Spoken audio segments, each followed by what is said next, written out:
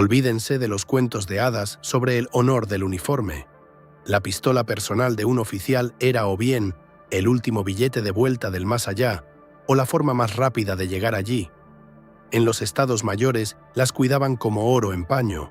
En las trincheras las maldecían por sus encasquillamientos. Hoy nos meteremos en las fundas de quienes cocinaron el caos de la Segunda Guerra Mundial para descubrir qué hierro funcionaba de verdad y quién llevaba consigo chatarra cara e inútil. Hemos descartado antigüedades como los Nagant y las Luger. En nuestro punto de mira están solo los modelos adoptados justo al borde de la carnicería global. Fue una carrera de locura de ingeniería, desde monstruos perforantes soviéticos hasta pistolitas de juguete europeas. Revelaremos las especificaciones técnicas sin censura. ¿Por qué una pistola atravesaba un casco mientras otra apenas podía acabar con una rata? Peso, calibre, velocidad de la bala y la posibilidad real de sobrevivir cuando se acaban las municiones del subfusil y el enemigo ya está saltando a tu trinchera. Empezamos con el Tercer Reich. ¿Pensaban que la Walther era el estándar de oro?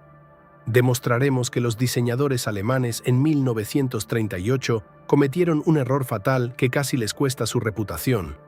¿Por qué la élite de la Wehrmacht temía a su propia arma? Véanlo a continuación. La élite de Hitler exigía la herramienta perfecta para la Blitzkrieg, pero lo que recibió fue un mecanismo caprichoso capaz de fallar en plena carnicería. En 1938, la Walther reemplazó a la Luger, ¿pero fue realmente una salvación? Tras su elegante corredera se ocultaba un laberinto de ingeniería que odiaba el barro del frente oriental tanto como los alemanes los hielos de Moscú. La Walther P-38 es la quinta esencia de la meticulosidad alemana. 2 muelles recuperadores y un complejo sistema de cierre sobrecargaron el diseño con piezas. Sí, el doble acción permitía disparar al instante, y la bala de 9 milímetros volaba a 355 metros por segundo. Pero había un problema: su mecánica intrincada requería las habilidades de un relojero. En cuanto entraba un poco de arena, la tan cacareada ingeniería alemana se convertía en un puño de acero inútil de 880 gramos. En un campo de tiro estéril era una obra maestra. En el lodo de las trincheras, una lotería con la muerte, donde la apuesta era la vida del oficial. Pero si los alemanes al menos intentaron crear una máquina potente, los franceses en 1935 cometieron un auténtico suicidio armamentístico. No creerán en lo que confiaban para enfrentarse a la Wehrmacht, el fruto de su locura de ingeniería, en el próximo bloque. Mientras los alemanes creaban máquinas de matar, los franceses se preparaban para un desfile de moda. En 1935 adoptaron una pistola que lucía elegante, pero que en combate era tan útil como un sacacorchos. Esta arma se convirtió en el símbolo de la caída de París. No se puede ir contra los tanques con un accesorio de dama en la funda. La Model 1935 fue el triunfo del diseño sobre el sentido común.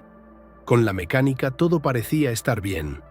Un grupo de disparo modular y cierre por basculamiento del cañón. Pero todo se fue al traste por el cartucho 7,65 por 20 milímetros long. ¿El resultado? Una energía de impacto de unos miserables 300 julios. Para comparar, la TT soviética entregaba 500 y la Colt estadounidense 503. La bala francesa tenía la fuerza de una cerbatana. Un oficial podía vaciar todo el cargador de 8 balas contra un enemigo y solo conseguiría enfurecerlo. Era la herramienta ideal para un autolesionismo o para rendirse, pero de ninguna manera para una carnicería en las trincheras. Pero si los franceses fallaron con el calibre, los británicos en 1932 decidieron directamente que el tiempo se había detenido. Entregaron a sus oficiales algo tan antiguo que resultaba un chiste incluso para sus enemigos. ¿Están listos para ver el revólver que llegó a la guerra con medio siglo de retraso? Los detalles, a continuación. ¿Lores? ¿Hablan en serio?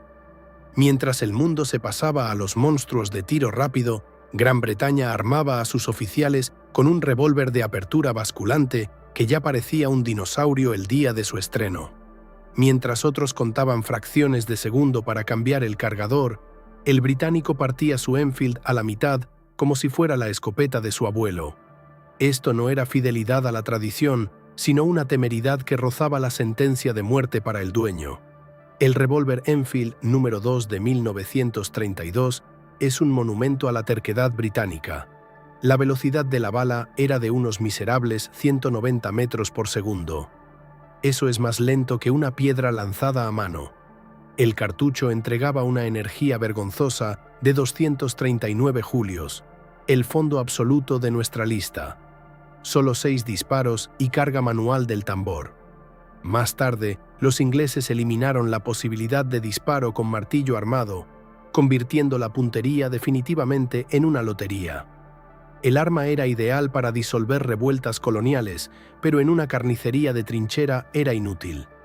Un oficial británico con este revólver estaba prácticamente indefenso contra cualquier pistola automática. Pero mientras los británicos se aferraban a las reliquias, en Bélgica nació en 1935 un verdadero comodín. Una pistola con tal potencia de fuego que hasta los alemanes se morían de envidia. ¿Qué clase de bestia ocultaba 13 cartuchos de una vez? Lo revelamos en el próximo bloque. Mientras las grandes potencias discutían sobre calibres, la pequeña Bélgica sacó un as bajo la manga que rompió la banca. En 1935 crearon una pistola que dejó obsoletos a todos sus competidores de golpe. No era solo una herramienta de guerra, sino un verdadero código de trampa tecnológico. Si tenías esta Browning en tus manos, te convertías automáticamente en el adversario más peligroso en el combate cuerpo a cuerpo. La High Power es la dominante absoluta de la lista. ¿El mayor impacto? Un cargador de 13 cartuchos. Mientras alemanes y soviéticos contaban frenéticamente sus 8 balas, el usuario de la belga podía abrir fuego casi el doble de tiempo.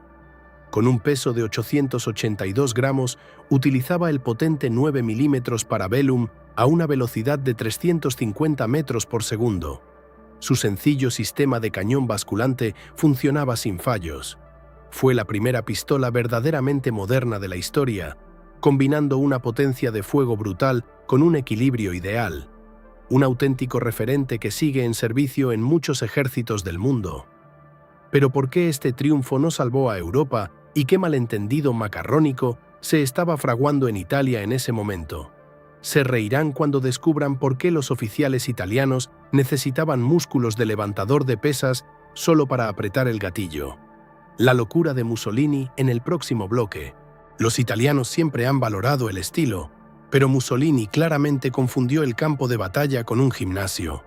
En 1934, el ejército recibió una pistola que parecía un accesorio de lujo, pero que requería la fuerza de Hércules. Los resultados de las pruebas soviéticas son impactantes. Esto no es un arma, sino un auténtico aparato de entrenamiento para suicidas. La Beretta Model 1934 funcionaba con un sistema de retroceso simple y un cartucho débil de 9 x 17 milímetros. 7 disparos y un peso de 600 gramos. Parecía la compacta ideal. Pero hay un detalle. La resistencia del gatillo en esta italiana era de unos demenciales 5,5 kilogramos. Para comparar, en la TT o la PM, este indicador es 2 veces menor. Para simplemente apretar el gatillo, el oficial tenía que tensar toda la mano, lo que arruinaba por completo la precisión. Su cañón corto y la baja energía de la bala convertían a la Beretta en una joya hermosa pero inútil. En un combate real, esta pistola de dama era más un estorbo que una protección. Pero si los italianos simplemente fallaron en la ergonomía, en Japón crearon algo verdaderamente aterrador. ¿Están listos para ver la pistola más peligrosa para su propio dueño de toda la guerra? ¿Por qué los samuráis temían a su Nambu tipo 14 más que al desembarco estadounidense? La revelación en el próximo bloque. Olvídense del código de honor. En 1925, los oficiales japoneses recibieron un mecanismo que parecía un saludo del espacio exterior, pero que funcionaba como una bomba de relojería. La Nambu tipo 14 era un arma capaz de dispararse sola o de hacerse pedazos en las manos en el momento más inoportuno. Era una pesadilla técnica que obligaba a los samuráis a confiar más en su espada que en su arma de fuego. La Nambu tipo 14 fue el triunfo de las decisiones extrañas. 2 muelles recuperadores a los lados y un bloque de cierre oscilante bajo el cañón convertían la limpieza en una odisea para un ingeniero. Esta belleza se alimentaba de un cartucho de 8 por 22 milímetros con una energía de apenas 328 julios, apenas lo suficiente para atravesar un capote grueso. Pero lo peor era su mecanismo de percusión expuesto, que tenía pánico a la suciedad y provocaba constantes fallos de disparo. En las condiciones de la selva, esta pistola se convertía en una antigüedad caprichosa que fallaba a su dueño justo cuando el enemigo ya blandía la bayoneta. Pero mientras los japoneses se complicaban con muelles, en la URSS crearon una herramienta que no conocía la piedad ni temía al lodo. ¿Están listos para ver la legendaria TT cuyo disparo atravesaba cascos y destrozaba destinos? ¿Por qué la Tokarev soviética se convirtió en el argumento más peligroso del frente oriental? Véanlo en el próximo bloque. Mientras los diseñadores occidentales se perdían en la estética, en la URSS forjaban una herramienta para sobrevivir en el infierno. La pistola Tokarev, TT, fue la encarnación de una doctrina implacable. Mínimo confort, máxima letalidad. No era un accesorio para desfiles, sino una bestia cuyo estruendo sembraba el terror. La TT no pedía clemencia, ni la concedía, convirtiéndose en una leyenda viva del frente oriental. La TT es un himno al pragmatismo. En lugar de florituras, utilizaba el cartucho de 7,62 por 25 milímetros, que volaba a una velocidad de 420 metros por segundo. Una energía de 500 julios permitía a este cañón de mano perforar cascos alemanes y coberturas ligeras de lado a lado. Su grupo de disparo, diseñado como un bloque único, podía extraerse con las manos desnudas, algo inestimable en el lodo de las trincheras. Sí, carecía de un seguro convencional y su ergonomía recordaba a un trozo de ladrillo. Pero a la hora de la verdad, la TT funcionaba donde las europeas se asfixiaban con el polvo. Era el arma de la victoria. Ruda, potente y absolutamente fiable en manos de quien estaba dispuesto a llegar hasta el final. ¿Pero podía el veterano soviético medirse con la artillería pesada de ultramar? En Estados Unidos crearon un monstruo cuyo calibre obligaba a olvidar la precisión en favor de un solo impacto demoledor. ¿Por qué la legendaria Colt M1911 sigue siendo considerada la reina de las armas cortas? La batalla final de los gigantes en el próximo bloque. Si la TT era un bisturí quirúrgico, la Colt era una maza rompehuesos. En Estados Unidos no creían en la elegancia, creían en el calibre. La legendaria M1911 atravesó ambas guerras mundiales, convirtiéndose en un icono de poder para los soldados estadounidenses. Esta arma no se limitaba a abrir agujeros. Le quitaba al enemigo las ganas de seguir luchando con un solo impacto. La Colt M1911 es la potencia pura del cartucho .45 ACP. Una bala de 15 gramos salía disparada a 250 metros por segundo, entregando una energía de 503 julios. Su principal baza, el poder de detención.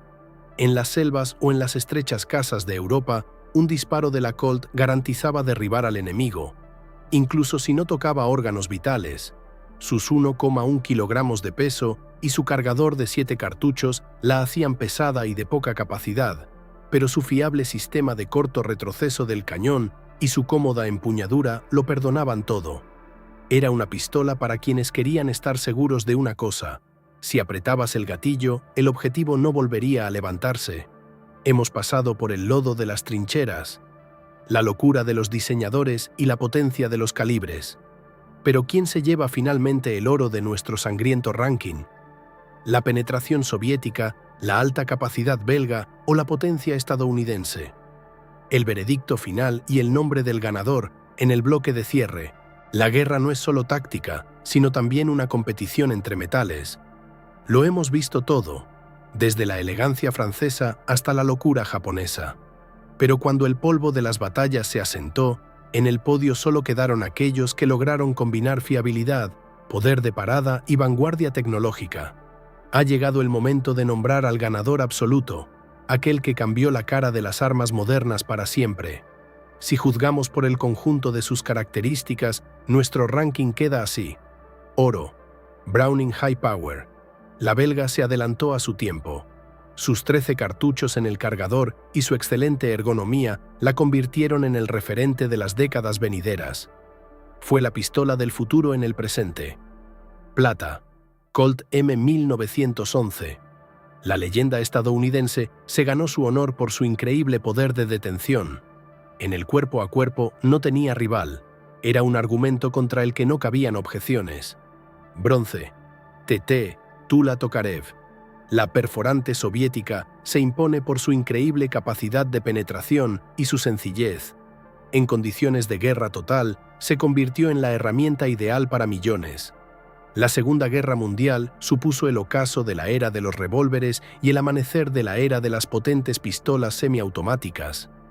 El arma dejó de ser un simple símbolo de estatus para el oficial, transformándose en un medio eficaz de supervivencia. La victoria fue para los países que apostaron por la fiabilidad y la potencia de fuego, dejando la estética y los mecanismos complejos en el pasado.